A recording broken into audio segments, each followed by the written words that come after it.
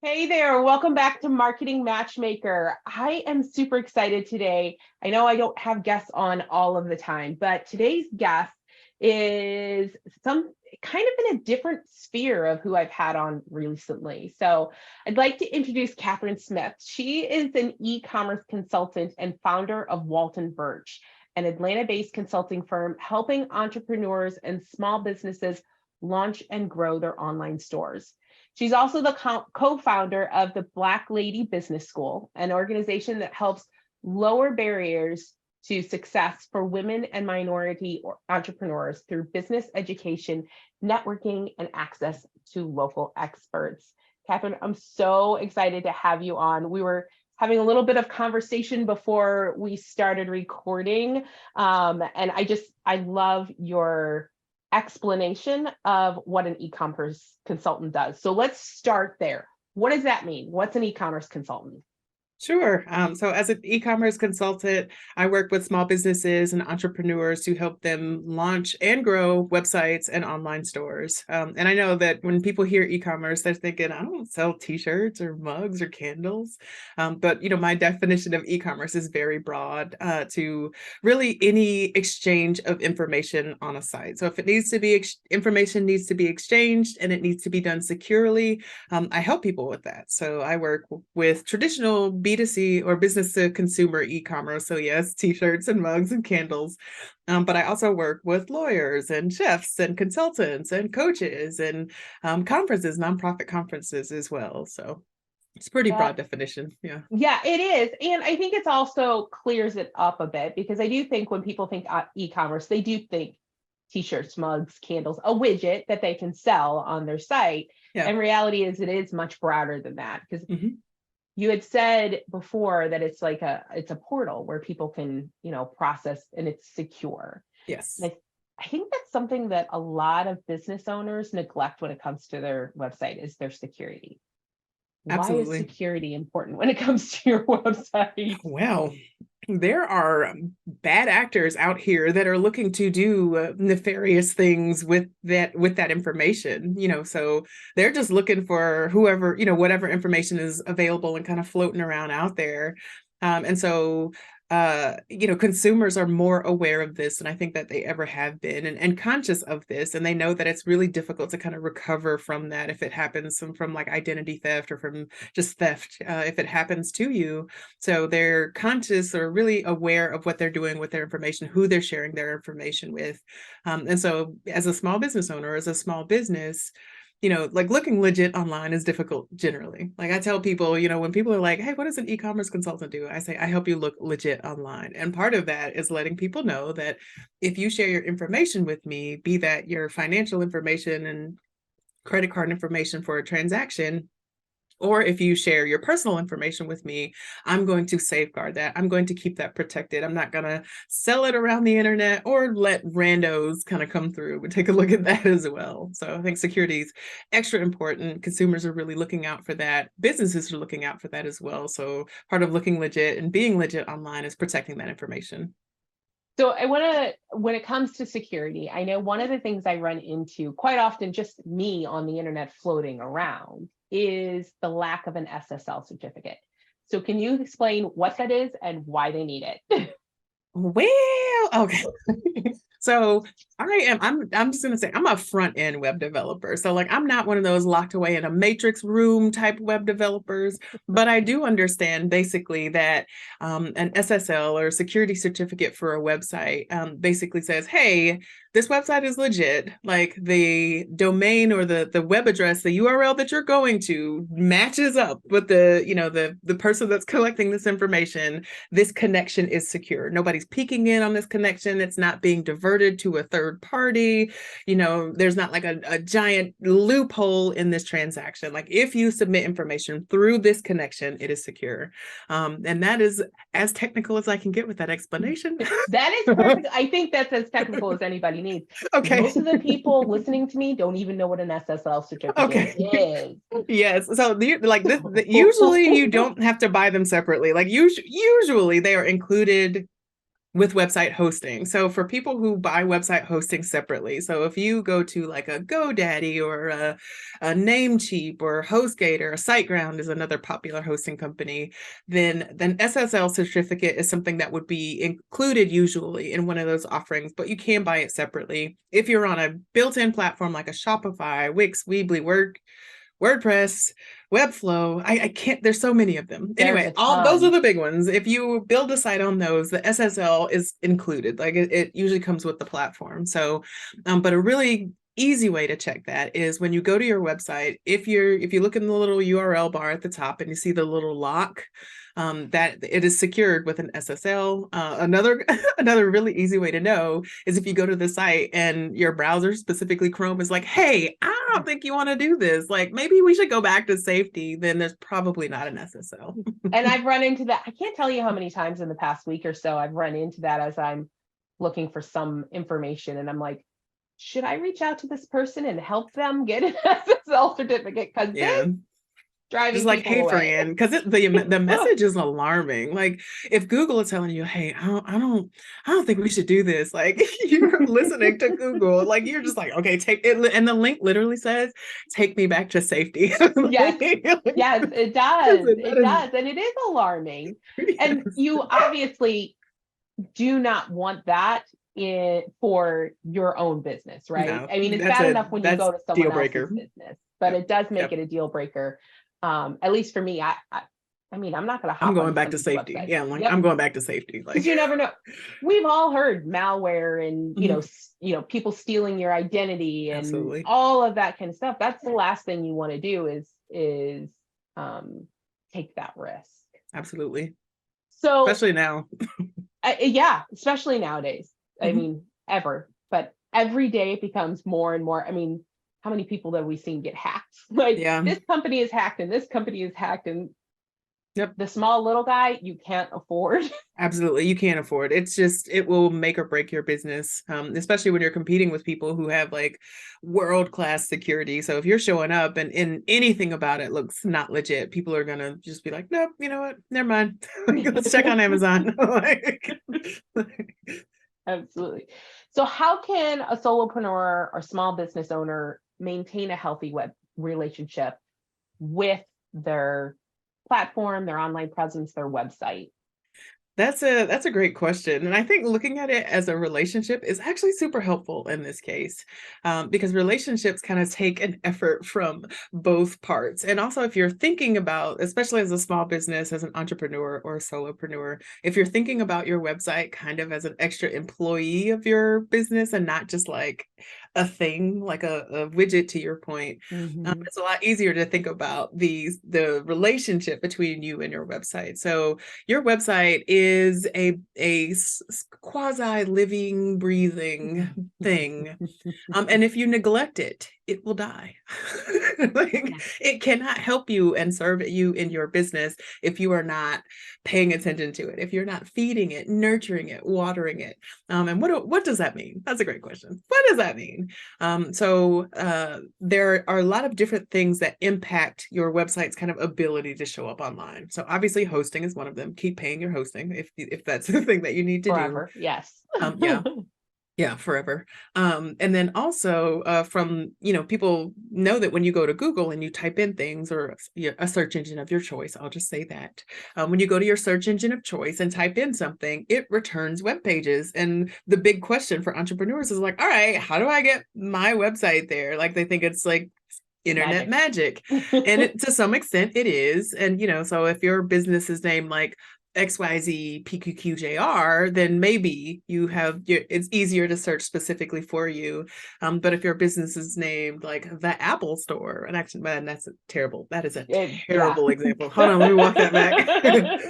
But if your business has a very common name, then it makes you that much more difficult to find among like millions and millions of results. And so a little time, energy, and effort into content to kind of differentiate your site from other sites with that same name is super helpful when it comes to, I'm going to call it search engine optimization, but I don't want to like have people shut off there. So it is search engine optimization, but it really is just feeding your website content that Yeah. is relevant to your business, that is current to your business, that helps your customers and your clients and helps them to find you. So I'm not going to call it SEO. I'm just going to call it feeding your website. So the key to a healthy website relationship is feeding and nurturing and paying attention to your website, for sure. And I think it's easy to do. You don't have to go all the way out. You can definitely do it one article or one blog or one landing page at a time, for sure. And I think it's important that people know that.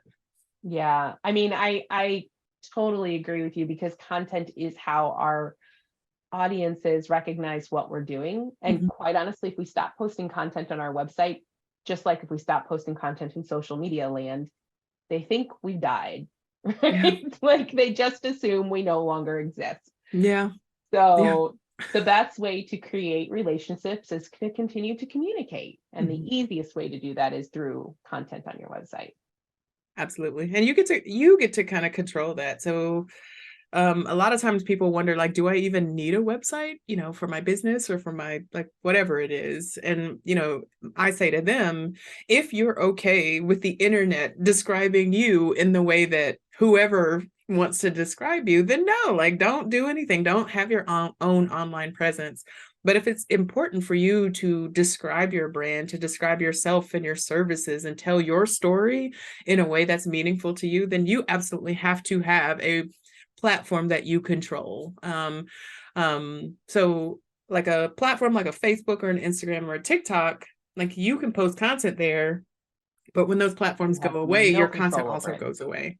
Yeah. So the like, I think a website is a good option because you own it. Like, it is something that you have created, you own, you determine if you keep paying your hosting, whether it stays online. And then you can tell your story. You can talk about your services. You can talk about your products and how they're different from other products that are similar. So I would say yes, super important. I mean, I agree with you wholeheartedly. I always tell people, I mean, as much as in my business we spend on social media, obviously we run paid traffic ads. So we're on social media all the time. And the number one thing I tell my clients is take them off of social media, because you don't control your message. You don't Right. control, you can control what you post, but you don't control who sees it, when they see it, how they see it, all of those things. So I guess the other question becomes, if you were going to buy from somebody, would you buy from somebody that didn't have a website? I mean, but like, how would I buy from them? Right? I mean, if Right? I stumbled across them in the real world, perhaps, like, if they were just like at a market or something, I was like, oh, okay, that's cool. I'll totes buy that. Yeah. But other than that, like, literally everybody Googles everything these days. I'm like, what would be cool? A Mickey Mouse headband. Let's do it. Like, the very first thing I'm doing is going to my search engine of choice and say, like, listen, who's got this? Where can I get this? Where can I find one of these? Yeah. So I would literally ask the question, like, how are some people supposed to find you and buy from you if they can't find you online? How does it And I work? think if nothing else, 2020 taught us that, Mm-hmm. right? So many businesses closed because they didn't have an online presence. Like Mm-hmm. the mom and pop shops that didn't have a website or weren't able to pivot on their website died because of it. Because most people spent all of their time searching social media and buying from Amazon Absolutely. instead of the mom and pop store. Yeah. And during the pandemic is actually when I ended up in e-commerce. So I started out in marketing research because I have an MBA and I'm like, that's what I do now. But I pivoted back into e-commerce. I was a web designer forever ago. But I pivoted into e-commerce because of the pandemic. So there's some local businesses. I live like outside the city of Atlanta. Atlanta's a huge city. And then the suburbs have nice, like, you can get like quaint shops and boutiques in the suburbs. It's great. And so where I live, there were some brick and mortar stores that did not have online presence at all. And the state of Georgia shut down for like a week, but at the time we didn't know it was just going to be a week. And so I got into e-commerce, actually helping them do buy online, pick up like curbside. So they're still, it's like a hybrid. You're still in person. They're still Yes. operating a physical presence. They're not giving up on it completely. And I think that was a lot more palatable than them than saying like, listen, forget my brick and mortar. I'm going 100% online. Buying online, picking up curbside was how they were able to make it through the pandemic because, during the early parts, nobody knew how to avoid COVID. COVID was just not a great situation. So even a hybrid solution, even if you're not like, okay, screw this brick and mortar, let's, go completely online. You can absolutely have an e-commerce solution that helps you, in running your store and running your business and growing your audience and things like that. One of my favorite stories of the pandemic was a little restaurant there in Illinois, in like this little town in Illinois. But the way they survived is they started a membership for their you got X amount of meals a week, and you paid regardless if you got those meals or not, if you picked them up or not. But that's how they survived, as they went online and created this new idea and this new platform. And Mm-hmm. that's how, it was that same idea. People bought it, they picked it up, they took it home, they ate. Mm-hmm. And I think that's one of the things that I think most people get to keep in mind, right? Is have that online presence. Yeah. Do you really exist? Theoretically, you're kind of like a unicorn. Exactly.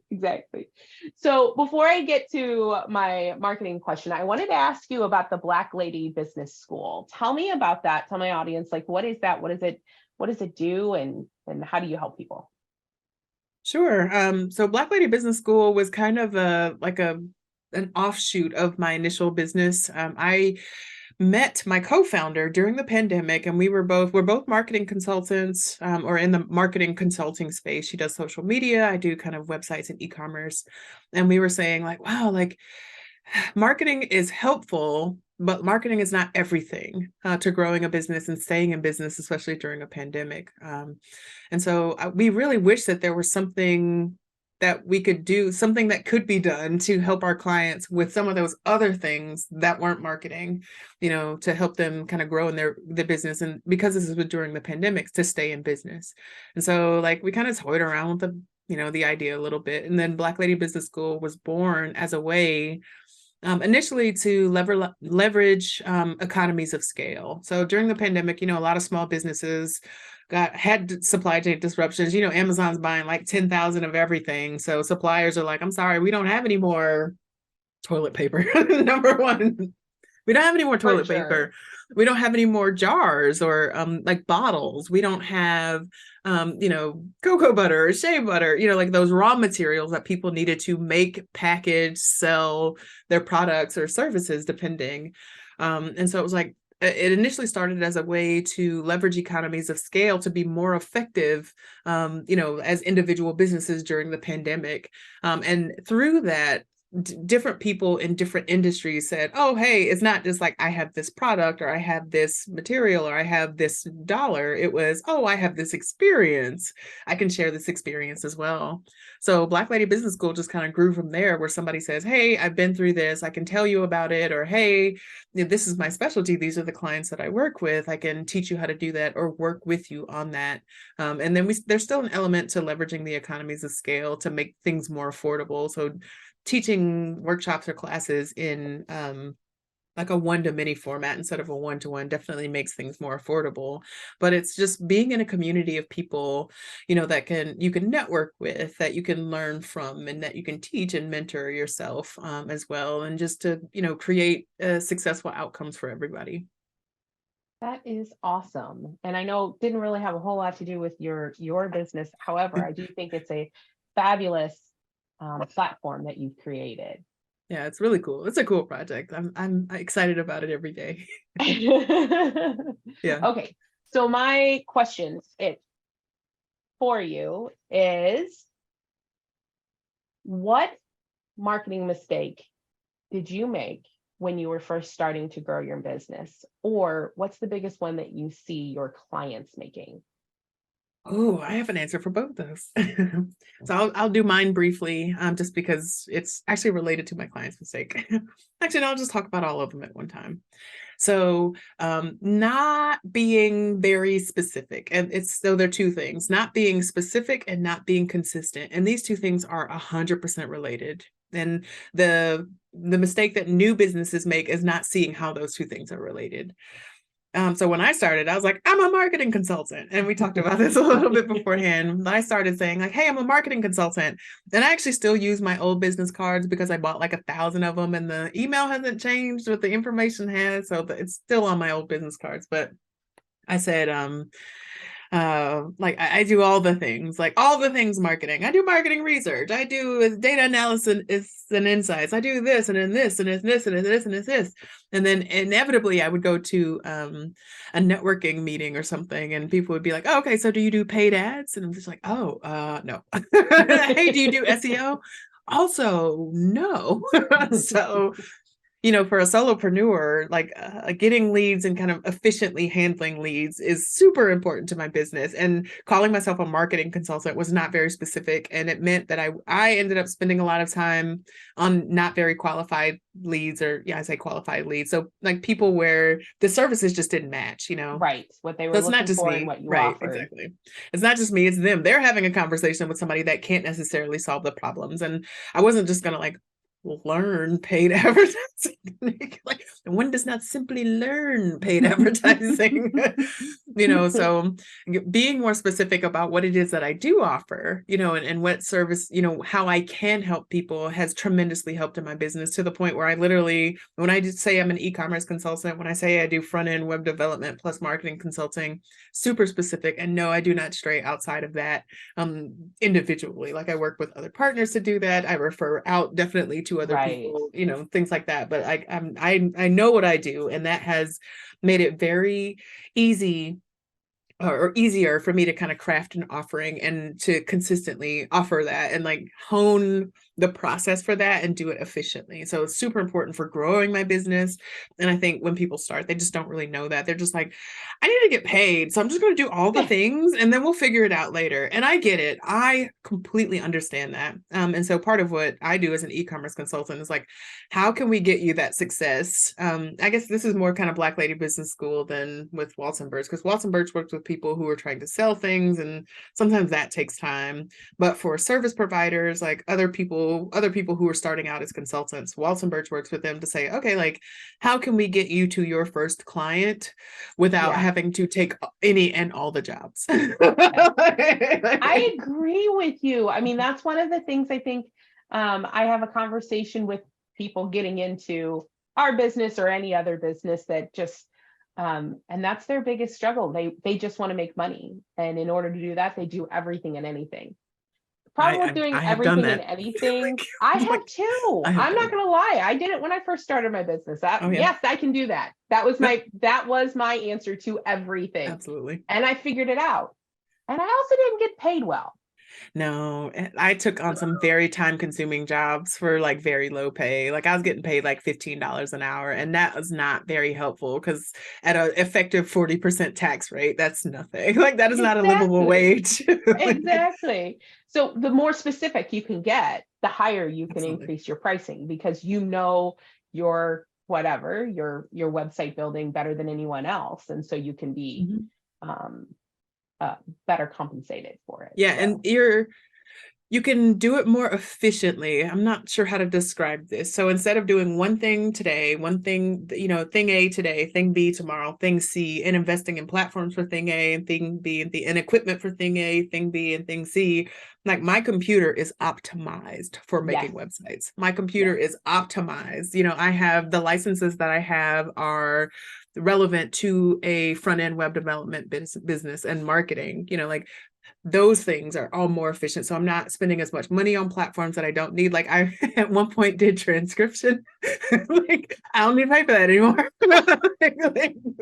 I literally did all the things So I don't have to pay for all this extra software. I don't have to pay for these platforms. I'm not spending time kind of transitioning between these things. I have a small team of people now. So I have a team of developers, and the developers can work on multiple projects if they're similar projects. So like you just become more efficient if your offering is very kind of narrow. You also become better at it, which makes you faster at it, which also makes you more efficient, which means you can get paid more for spending less time on something. Yes, absolutely. You said it better than me. So. That's what I meant. I meant that part. Well, Catherine, it has been a pleasure to chat with you. For any of you out there that are struggling with your website or looking to jump into the e-commerce website or even just a more secure platform, I will have Catherine's contact information in the show notes below. Catherine, is there anything that you would like to share with our audience before we leave? Just kind of in the theme of having good relationships with your online presence. Like, it shouldn't be hard. It shouldn't be fraught with angst. It's definitely something that is doable and something that can help you in your business, or, even if you're, it's not like a e-commerce business, like to grow in your venture. So I would say, like, start somewhere. Like, don't let the mountain of like, oh my gosh, this seems difficult to kind of stop you. Because I think in the long run, it's definitely more helpful, or should be more helpful than it is like a headache. So awesome. I agree with you. And I was so happy to have you on. Thank you so much for joining me. And thank you everyone for listening. If you have any questions for Catherine, all of her information are in the show notes. And you can always reach out to me if you are ready to grow your business, increase your revenue, and scale your impact. Head over to yourmarketingmatchmaker.com and we'll have a chat. Thank you for listening to the Marketing Matchmaker podcast. If you enjoyed this episode, I would love to hear your feedback. Please head over to Apple, iTunes, and leave a review so we can hear from you. And if you are a coach, consultant, or online course creator who are looking to grow your business, increase your income, and scale your impact, connect with me at yourmarketingmatchmaker.com. I look forward to hearing from you.